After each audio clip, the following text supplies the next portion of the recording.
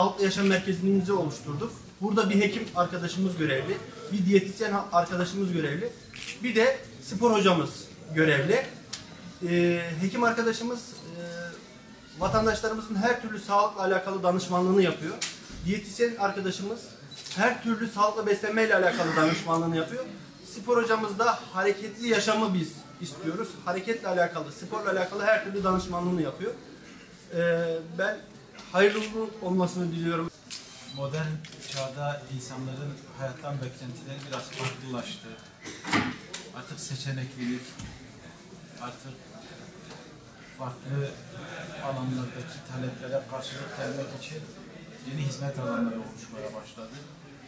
Şimdi doğrusu yaşam merkezi açıyoruz dedikleri zaman tam da nasıl bir fonksiyon icra edeceğini kestirememiştim ama şu anda genel sekreterimin açıkladıklarından şunu anladım.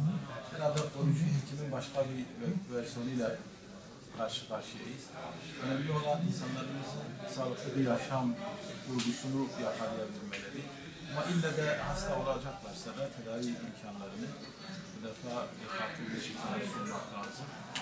Güzel Mardin'imize, güzel Kızıltepe'mize bu gibi hizmetleri getirmiş olmanın şu anda İktidar Partisi'nin bir milletvekili olmam hasabıyla iftihar ettim. Doğan şuydu. Bizim Kızıltepe nasip oldu. Fiili olarak başlamış oldu. Artık hastanemizde sadece hastalar olmayacak. Sağlıklı insanlar da gelip burada sağlıklı yaşam merkezinde sportif aktivitelerde bulunabilecekler. Ben böyle bir ilki gerçekleştiren kamu hastaneleri genel sekreterimize ve başhekimimize ve ekibine çok teşekkür ediyorum. İlçemiz için hayırlı uğurlu olmasını diliyorum.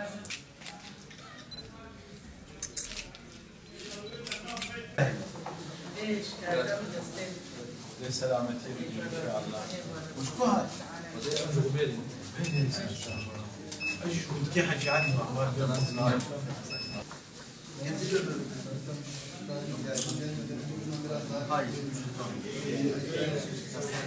Bunun dışında yine bizim hem bayan hem bay için sıcak suyun olduğu 24 saat duş alabilecekleri yer var. Soyunmaları ayrı ayrı, duş imkanları ayrı ayrı. Salih Tüzüneli Mehmet o.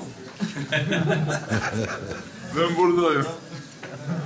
Rakibim varsa gelsin çıksın. What permission? What permission? What permission? What permission ya? What permission? Bu dönemde bayağı yüksek. Tamam.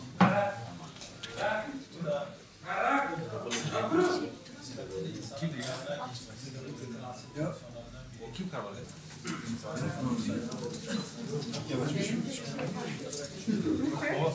Yapma ya.